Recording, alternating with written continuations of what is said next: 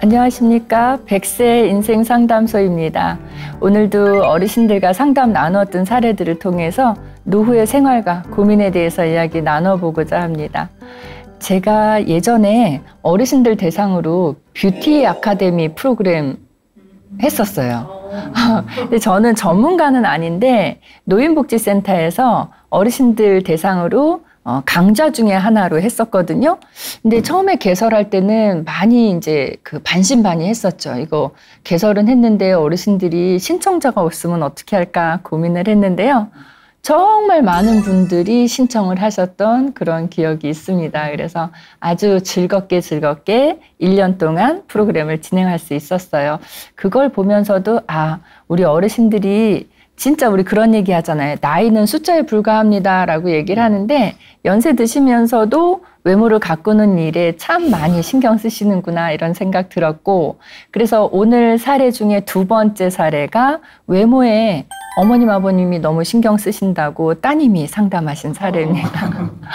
첫 번째 사례가 좀 주제가 무거운 사례였어서 두 번째는 조금 즐거울 수 있는 사례를 준비해 봤습니다. 첫 번째 사례 먼저 말씀드리겠습니다. 첫 번째 사례는 아들로부터 학대를 받고 계시는 할머니 사례입니다. 근데 이 세대가 조금 어려움이 있는 것이 할머님이 계시고 그 밑에 세대에는 아들이 있고 그 밑에 세대에는 손주가 있고, 그러니까 한 집에 3세대가 살고 있긴 해요. 근데 3대가 살지만 가느다랗게 3대라고 볼 수가 있는 거죠. 그러니까 할머님도 지금 혼자 되신 거고 아들도 이혼 후 혼자예요. 그리고 손주 1명 이렇게 되니까 한 명씩이 각각의 세대를 구성을 하고 있었습니다. 그래서 이렇게 사는데 할머님이 아들이 술을 먹으면 그렇게 할머님 표현에 의하면 학대를 합니다. 행패를 부립니다. 이렇게 얘기를 해요. 그러면서 할머님 말씀이 술을 안 먹을 땐 좀 괜찮은데 술을 먹으면 그렇게 됩니다. 그리고 이 댁은 경제적으로 형편이 좀 어려우시대요. 그리고 경제활동을 하는 사람이 없기 때문에 기초생활 수급 가정으로 지정이 되어 있다고 합니다. 아들이 언제 그렇게 학대를 합니까? 라고 물어봤더니 술 먹었을 때도 학대를 하지만 술 먹기 위해서 술값을 달라고 할머니에게 얘기를 하는데 할머님도 돈이 없으시니까 술값을 못 주죠. 그러면 술값을 안 준다고 이제 그때부터 학대가 시작이 되는데, 학대가 이제 우리 생각하면 이제 신체적인 학대 제일 크게 생각하시지만 신체적인 학대만 일어나는 게 아니라 화도 내고 욕도 하고 그러다가 폭력으로까지 이어진다는 거예요. 그러면 이 경우는 학대의 우리가 유형 중에서도 언어학대, 정서학대, 신체학대 등 여러 가지 종류의 학대가 복합적으로 일어나는 가정이라고 볼 수가 있어요. 또 이 할머님 말씀에 의하면 우리 아들이 원래는 참 착한 아이였어요. 이렇게 얘기를 해요. 근데 학대받으시는 어르신들이 참 많이 하시는 말씀이에요. 우리 애가 원래는 착해요. 이 얘기 참 많이 하시거든요. 근데 이 어르신도 똑같은 말씀을 하시고, 자, 그래서 들어봤더니 그럼 할머니 언제까지 착한 아들이었나요? 그랬더니 이혼하기 전까지요. 이 아들이 술에 심취하기 시작한 것도 이혼한 시점부터래요.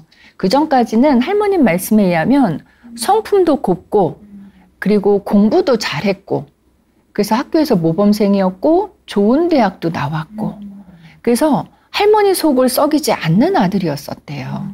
근데 결혼을 하고 이혼을 하면서 술에 빠져 살기 시작했다는 거죠. 그러니까 이 아들의 인생에 있어서는 이혼이라는 게 굉장히 큰 충격적인 사건이었던 거예요. 그래서 그 힘든 마음을 달랠 곳이 없으니까 술에 의존을 하기 시작했던 것 같아요. 그때부터 아들은 알코올릭이 되었고요. 술이 없이는 견디기가 힘든 상황이었던 것 같아요. 그래서 어머니에게 술값을 요구를 했고 술값을 줄 형편이 안 되는 어머니를 보면서 본인도 이제 답답했기도 했겠지만 어쨌든 그 화가 어머님에게 고스란히 표출이 되었던 그런 사례였던 것 같아요.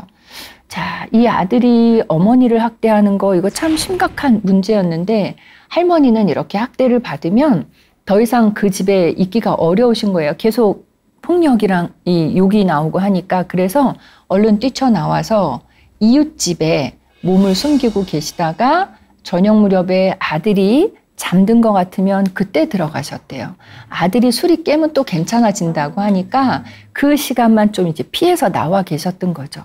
자, 이댁의 문제는 여기서 끝나는 게 아니고요. 손주에게도 참 문제가 가요.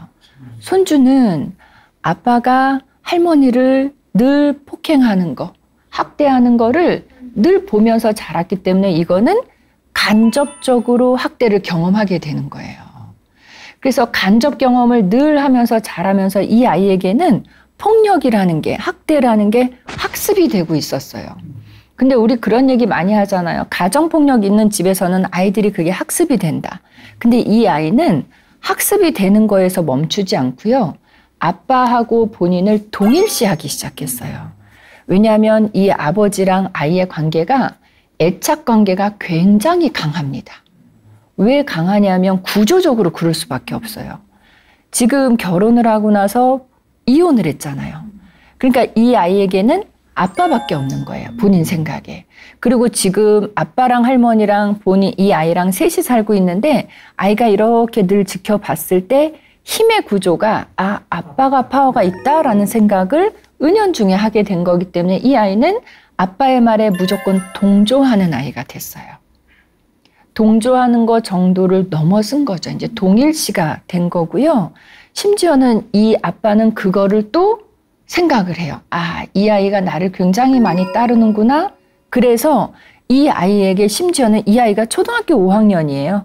아직 어린데 술, 담배 심부름도 시키고 있습니다. 근데 이 아이는 아빠가 술, 담배 심부름을 시키면 그거에 대해서 거부하거나 싫어요 소리를 안 하고요. 아주 적극적으로 가서 술, 담배를 사와요. 그럼 여기서 좀 궁금하신 거 있을 것 같아요. 술, 담배를 애한테 줘요? 팔아요? 원래 팔면 안 되죠. 안 되는데 이 아버지가 한번 가서 이제 동네 이 슈퍼니까, 동네 가게니까 아이에게 술, 담배를 안 줬을 때 가서 막 난리를 한번 했대요. 그러고 나니까 그 동네 슈퍼 아주머니도 이 아이가 술, 담배 사러 오면 그냥 주는 거죠. 왜냐하면 또 이 아이의 아버지가 가서 행패를 부릴 테니까. 그래서 이 지역에서 은연중에 이 아들의 노모학대, 이 아들의 또 손주에 대한 어떤 그런 가해, 또 지역사회의 행패 이런 거는 오래되었고 그냥 더 문제가 크게 시끄럽게 되기 전에 눈 감고 그냥 우리가 견딜 거 견디자 하고 그냥 이렇게 지내는 그런 상황인 것 같아요. 이렇게 지냈는데 할머니는 사실 너무 괴로우신 거죠. 하루하루가. 그래서 할머니 입장에서는 선생님 저는 이런 생활이 언제 끝날지 모르겠고요. 하루하루 사는 게 너무 힘들어요. 옛날처럼 다시 화목한 가정으로 돌아가고 싶어요 라고 상담을 하신 거예요. 그래서 이제 저희가 개입을 해봤습니다. 해봤는데 제일 큰 문제라고 보면 일단 할머님 말씀을 근거로 저희가 분석을 해보면 아들이 술을 먹지 않았을 때는 괜찮다였거든요. 그러면 아들이 술을 먹는 거에 대한 어떤 해결이 있어야 될 것 같아요. 술을 덜 먹든가 끊든가 술을 어쩌다 먹어도 자제력이 생기든가. 근데 술을 먹고 나서 자제력이 생길 걸 기대하는 건 너무 이거는 어려운 일이고요. 아들하고 상담을 한번 해봤어요. 근데 아들은 충동 조절 장애가 많이 의심이 됐어요. 이 얘기는 뭐냐면 충동 조절 장애, 폭력성, 알코올 중독 여러 가지 문제들이 있었는데 아들은 나는 틀리지 않다고 늘 생각하는 거예요. 나는 틀리지 않고 내 주변이 잘못됐기 때문에 이런 일이 벌어지는 거다 이렇게 얘기를 해요. 나는 올바르다, 나는 문제가 되지 않는다라고 생각을 하기 때문에 그래서 내 아이, 아까 얘기했던 손주 있죠? 내 아이는 내가 키우는 게 옳다라고 계속 강조를 하는 거예요. 왜 이 얘기를 하냐면 주변에서도 이 문제가 하루 이틀 있는 일이 아니었기 때문에 그 집에서 할머니랑 이 아들은 성인이기 때문에 그렇다 쳐도 아이는 좀 보호해야 되겠다는 생각을 지역사회에서도 했던가 봐요. 그래서 아이를 뭐 보육시설이라든가 집안 형편도 어려우니까 그런 데로 조금 옮겨서 제대로 된 양육이나 보육을 하면 어떻겠냐는 제안이 있었는데 그럴 때마다 이 아버지는 나는 지식도 있고 올바른 사람인데 그러니까 내가 내 아이를 키우는 게 제일 안전하다라고 여기면서 절대 이 아이하고 분리를 하지 않았다고 합니다. 그러니까 이 아이는 또 어떤 생각하겠어요? 아, 아빠가 나를 끝까지 책임져 주려고 하는 그런 마음이 강하구나 이렇게 생각하니까 아빠에게 탁 온전히 모든 걸 다 기대게 되는 그런 구조였던 것 같아요. 아들은 일단 제가 말씀드린 것처럼 충동 조절 장애가 제일 큰 문제였고 알코올이 이게 문제였고 폭력성이 문제였고 그러한 문제들이 있었고요.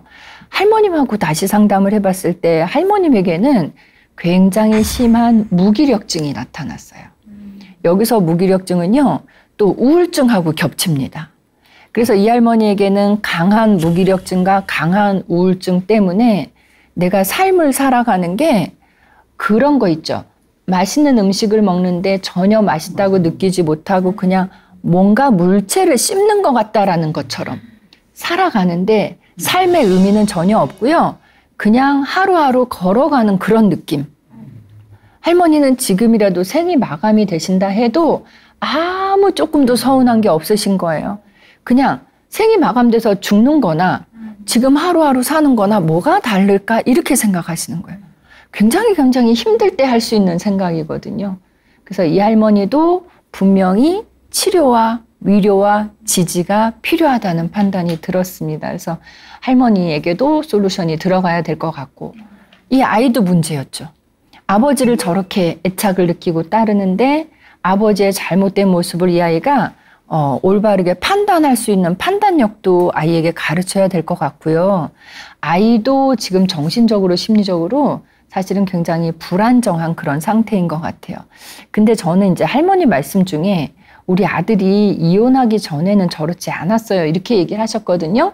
근데 저희는 이제 심리 상담하는 입장에서는 그렇게 판단하지는 않아요. 왜냐하면 아드님이 이런 폭력성이라든가 이런 그 안에 불만을 갖고 있는 생활이 어렸을 때는 이 안에 꾹꾹 눌러 담고 살아왔다는 그런 판단이에요. 이거는 단기간에 생기긴 어렵거든요. 이런 폭력성 같은 거는. 그래서 아마 오랫동안 마음속에 담아도 있었는데 성인이 되었고 어떤 이혼이라는 결정적인 사건을 경험하면서 밖으로 펑 하고 터져 나온 거라고 저희는 생각을 해요. 그래서 단기간에 생긴 게 아니라 오랫동안 형성된 그런 성격 특성이기 때문에 치료하는 데에도 상당히 오랜 시간이 걸릴 거라는 생각은 하고 있습니다. 그러나 일단 아들의 알코올릭은 너무너무 지나쳤어요. 저희하고 상담할 때도 술이 없으면 상담을 하기 어려울 정도였으니까요. 그래서 저희 생각에는 일단은 이 세 식구는요, 함께 치료를 하기는 어려웠어요. 워낙 문제의 특성도 달랐고 연령대도 워낙 차이가 났고 그래서 세 사람은 일단 분리시켜서 개별 치료를 먼저 하는 걸로 그렇게 의논을 했고요. 제일 급선무는 아들이었어요. 사실 이 댁에서 아들이 만약에 존재가 집에서 없잖아요. 병원을 들어갔든 시설을 들어갔든 아들이 이 집에 없으면 이 집은 그렇게 크게 문제시 될 일이 없어요. 그래서 또 아들에 대한 보호도 필요하죠. 아들이 가해자이긴 하지만 어떤 측면에서는 아들도 보호가 필요한 대상자예요. 왜냐하면 이혼이라는 걸 겪고 여러 어려움을 경험을 하면서 그거를 한 번도 치유받거나 치료받을 수 있는 계기가 없었고요. 누구도 이 아들을 지지해 준 사람은 없었어요. 그래서 아들도 어떤 지지가 필요하다는 생각에 일단은 첫 번째는 약물 치료 먼저 들어가야 되고요. 너무너무 신체적으로 많이 이게 손상이 되어 있더라고요.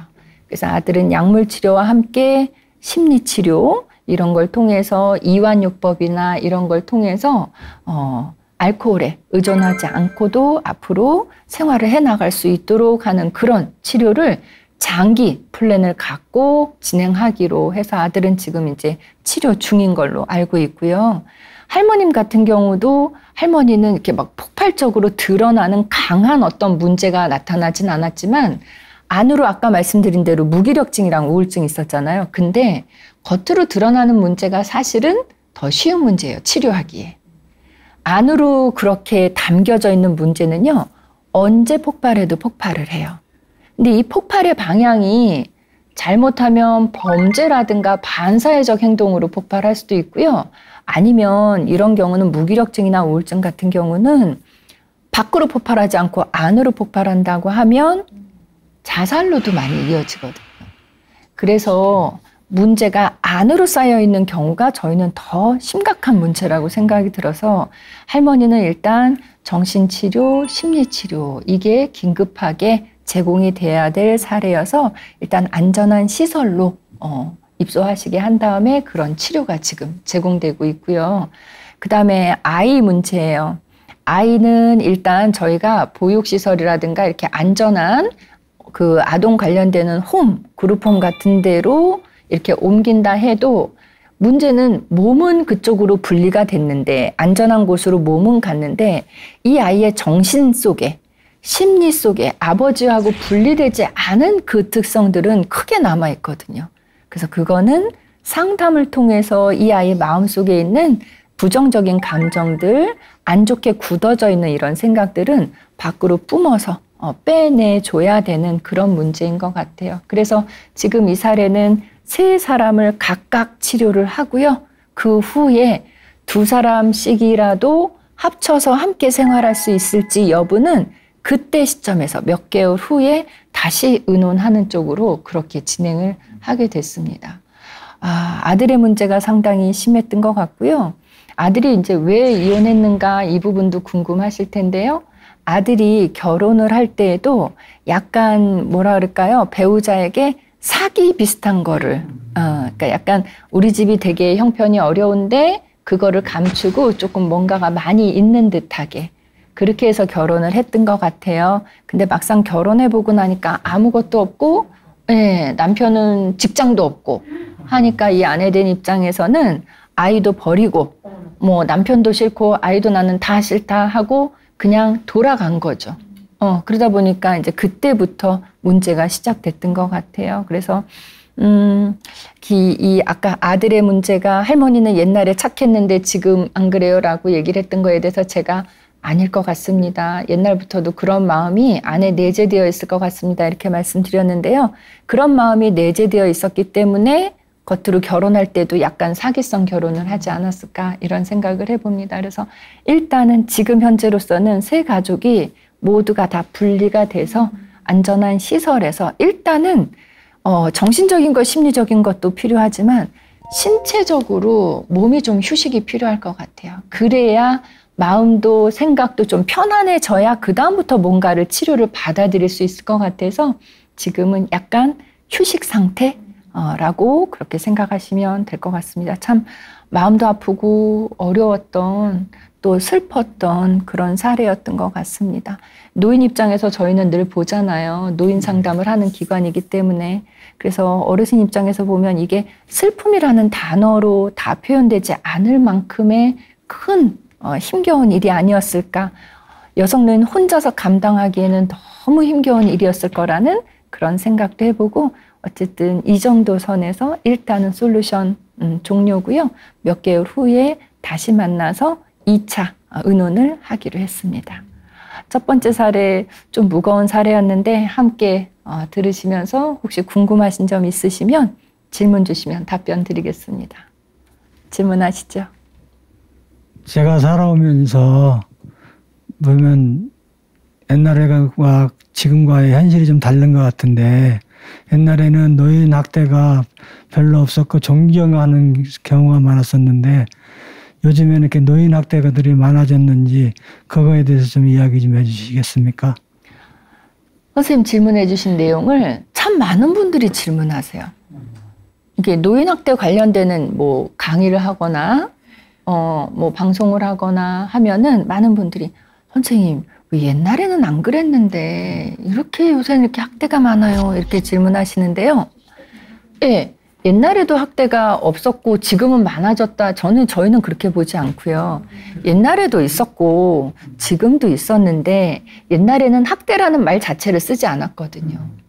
그래서 인식을 못했기 때문에 이게 학대라는 생각을 아예 못하고 살았던 시기였고, 지금은 학대가 어떠한 거라는 거를 많은 분들이 인식을 하게 돼서 도움도 요청하고 저건 학대다라고 일컫기 때문에 학대 숫자가 많아진 것처럼 그렇게 비춰지는 걸 뿐일 것 같습니다. 그래서 앞으로는, 예전에는 학대라는 말 안 쓰고 노인 구타라는 말로 썼거든요.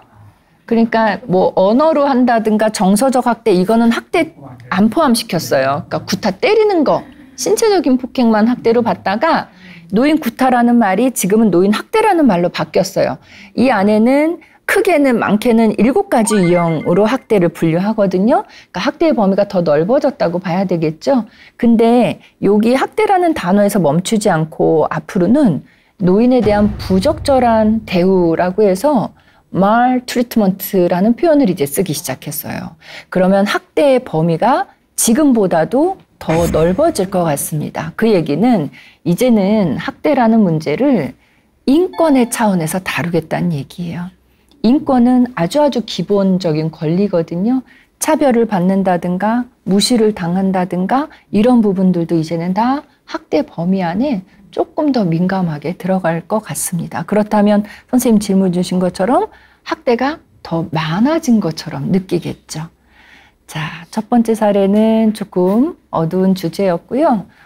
아들로부터 학대를 받는 할머니. 근데 그 댁에는 어린 손주까지 있어서 할머니가 많이 힘겨워하셨던 사례고요. 지금은 세 가족이 모두 치료 중이라는 말씀으로 첫 번째 사례 마무리 짓겠습니다.